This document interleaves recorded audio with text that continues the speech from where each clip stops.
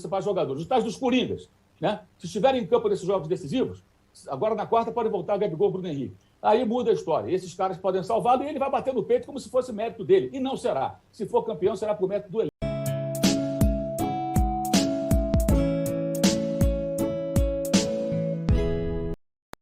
Fala nação, tudo beleza?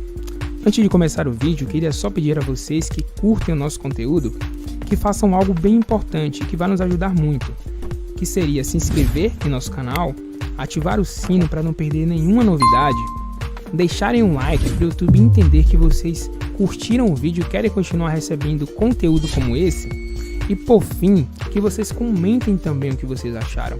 Isso vai contribuir bastante para o nosso canal e para a gente continuar trazendo conteúdo de qualidade para vocês. Feito isso, vamos para o vídeo. Isso acho que é tudo... Primeiro, essa questão do Pedro, né, é absurda, né? O jogador lesionado vai fazer uma cirurgia de menisco, né? Fica fora aí algumas semanas e isso não foi, digamos, devidamente colocado às claras para o torcedor.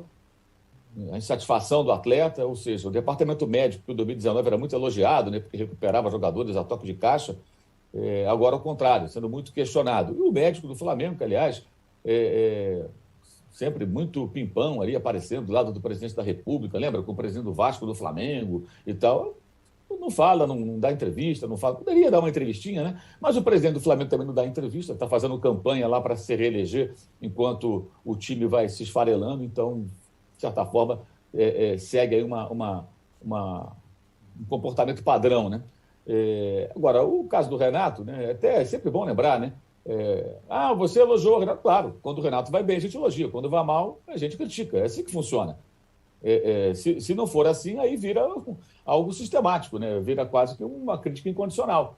A gente tem que elogiar quando vai bem, fez bons jogos contra o Atlético Paranaense, jogou muito bem, aquele jogo do Brasileiro, ganhou bem, jogou bom futebol, elogio. Contra o Atlético Paranaense na quarta-feira, foi um horror. No sábado, pior ainda. E os desfalques não justificam, porque a questão não é esperar que os reservas joguem como os titulares, no mesmo nível, é ter um mínimo de conteúdo naquele time de futebol que o Flamengo não tem. E as entrevistas do Renato cada vez piores, iguaizinhas às do Grêmio, idêntico. E o que ele falou no sábado, as pérolas que o técnico do Flamengo mandou para o ar sábado no pós-jogo, foi uma coisa bizarra. Falando muito sobre poupar jogador, ninguém está questionando isso. Os caras estão realmente machucados. Ele não tinha vários atletas. O único que ele poupou ali, de certa forma, foi o Isla. Ele dessa vez jogou o Mateuzinho. Não foi porque jogou o Mateuzinho, não o Isla, que são jogadores que praticamente disputam a posição, né? Não dá para dizer que o Isla é um titular absoluto, né? Até dúvida sobre quando deveria jogar.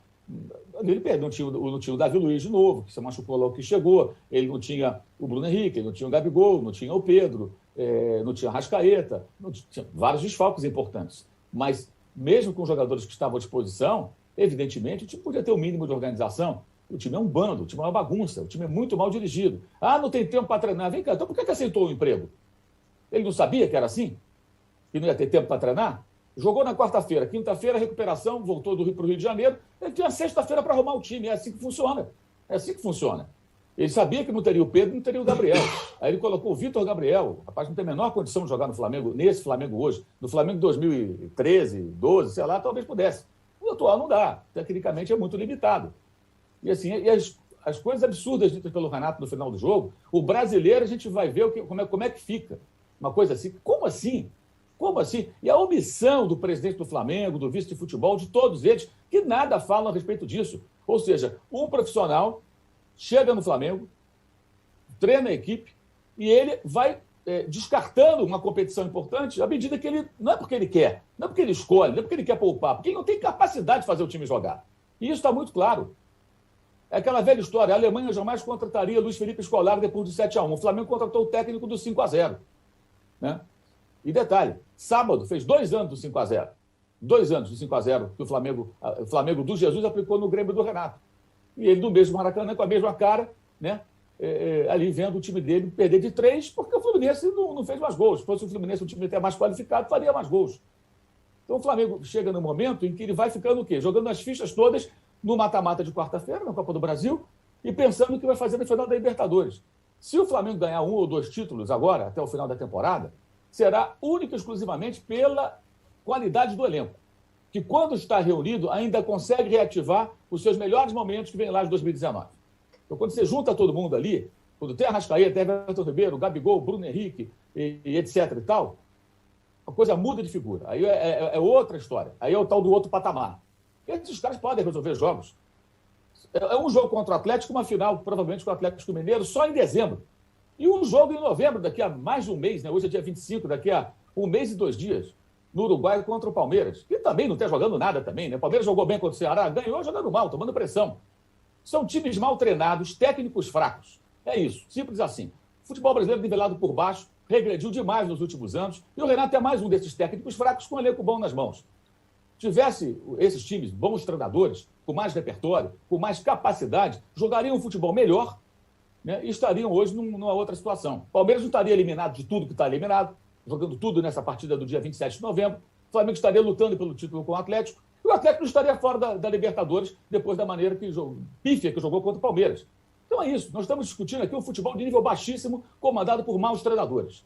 Treinadores fracos, todos eles, sem exceção aí, nos principais times. E o Renato talvez seja o pior deles. Acho até que ele é pior do que o Abel Ferreira. Consegue ser pior do que o português do Palmeiras. Não tem ideia, não tem entendimento do jogo, as argumentações dele. Eu coloquei o Vitor Gabriel porque era o centroavante, não tem como mudar a maneira de jogar. Ele nunca viu o Manchester City jogar? Dizem que ele assiste vários jogos na televisão. O City joga sem centroavante há um tempão. Se você não tem o Gabigol e não tem o Pedro, busca uma solução dentro do seu elenco, gente. Um plano B para mudar durante a partida. Completamente apático à beira do campo, sem saber o que fazer. O técnico que botou o Flamengo no 4-2-4, quanto o Grêmio perdeu por 1-0 para o Grêmio, que estava ali se arrastando na zona de rebaixamento. Tomou de 4-0 do Internacional. Fez uma partida ridícula contra o Atlético Paranaense, foi salvo pelo VAR na quarta-feira passada. Não fosse o VAR, porque o árbitro não viu o tal do pênalti lá, o Flamengo teria perdido o jogo, teria que vencer a vitória por 2 gols na quarta-feira que vem. Ou ele acha que ninguém percebe isso? Agora, quem contratou tem a grande responsabilidade, né? Porque foram buscar o quê? O mais fácil, o técnico que estava disponível para agradar a torcida de rede social, que fez campanha contra o técnico anterior. Queria mandar embora o Ceni, ok, problema nenhum, manda embora, mas tem um plano B? Quem é? Renato Portaluppi, o técnico do 5-0? Alguém acha que o Solskjaer vai ser disputado no mercado por grandes clubes europeus depois da vergonha que foi o jogo de ontem do Manchester United? 5-0? Da maneira como perdeu? Algum grande clube pensa nesse nome? Porque é um técnico fraco que comanda um gigante na Inglaterra. É a mesma coisa. E o Flamengo foi buscar esse técnico, o técnico do 5-0. Ou seja, é completamente descabido. E agora estão se agarrando nesses últimos jogos. Mas é muito pouco, né, gente? Você vê um Palmeiras dependendo que, tudo jogando numa partida. Se ganhar, tudo foi esquecido. O Palmeiras faz uma temporada horrorosa. Eliminado de tudo. Só tem esse jogo agora, por um fio de esperança. Ele se classificou sem vencer nenhum jogo. Empatando os dois com o Atlético, com gol fora. Com partidas medonhas. Ambas. Dos dois times. E o Flamengo é a mesma coisa. Então falamos de um futebol ruim, de técnicos fracos. E o Renato merece hoje a coroa do pior técnico dos principais elencos do futebol brasileiro. O que ele fez no sábado, antes, durante e depois do jogo, foi uma vergonha. Uma vergonha. E as declarações dele, após a partida, a entrevista, é absurda. Absurda. E repetida toda hora. Não, estamos em 3 competições. Chegou ao ponto de falar que o Bruno Henrique se machucou. Olha isso, que absurdo.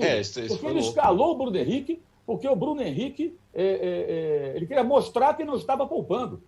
Peraí, então ele não foi responsável? O jogador está com uma predisposição ali a uma lesão, está desgastado, por que ele foi escalado? Para provar que ele não poupa? É só falar, gente, não estou escalando porque está machucado. Ok, tudo bem. Quer dizer, que preocupação é essa? Ele está mais preocupado de dirigir o time ou mandar recado? Aliás, estou esperando ele falar o nome dos jornalistas, né, que ele disse que ia falar. Ou seja, jogando a torcida contra alguém da imprensa, não sei quem. Será que sou eu? Será que é um outro?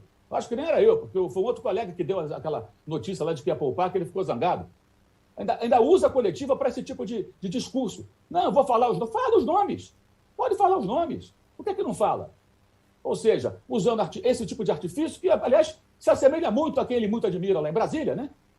E está lá, no Flamengo, completamente desgovernado e depende fundamentalmente hoje dos seus grandes jogadores. Só o elenco salva a temporada do Flamengo. Ponto. Porque à beira do campo o Flamengo tem um técnico fraco, sem condição, eliminado pelo Independente Del Valle na fase preliminar da Libertadores, atropelado pelo Cuca na Libertadores passada, atropelado pelo Jesus na outra Libertadores 2019 e até pelo Abel Ferreira foi atropelado na Copa do Brasil, que o Grêmio não viu a bola.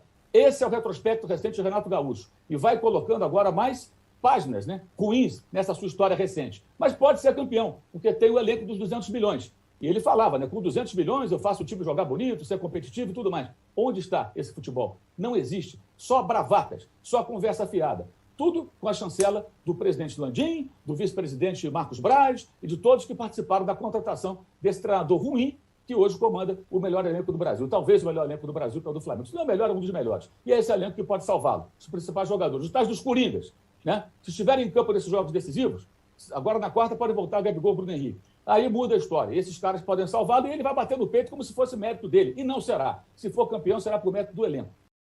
Dali, dali, dali, Mengo. Pra cima deles, Flamengo.